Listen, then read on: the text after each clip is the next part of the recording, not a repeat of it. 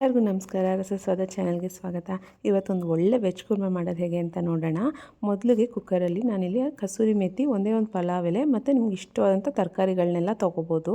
ಅದನ್ನೆಲ್ಲ ಚೆನ್ನಾಗಿ ಎಣ್ಣೆಲೆ ಸ್ವಲ್ಪ ಬಾಡಿಸ್ಕೋಬೇಕು.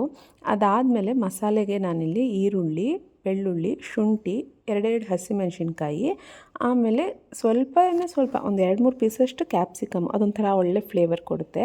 ಅದಾದಮೇಲೆ ಸ್ವಲ್ಪ ಕೊತ್ತಂಬರಿ ಸೊಪ್ಪು, ಅದಾದಮೇಲೆ ಅಚ್ಕಾರದ ಪುಡಿ, ಅರಿಶಿನ ಪುಡಿ, ಧನಿಯಾ ಪುಡಿ ಮತ್ತು ಒಂದು ಸ್ವಲ್ಪ ಗೋಡಂಬಿ, ಇದನ್ನೆಲ್ಲ ಚೆನ್ನಾಗಿ ಪೇಸ್ಟ್ ಮಾಡಿಕೊಂಡು ಕುಕ್ಕರ್ಗೆ ಹಾಕಿ ಚೆನ್ನಾಗಿ ಎಣ್ಣೆಲಿ ಇದನ್ನು ಒಂದು ಸ್ವಲ್ಪ ಹೊತ್ತು ಹುರ್ಕೋಬೇಕು ಖಾರನ.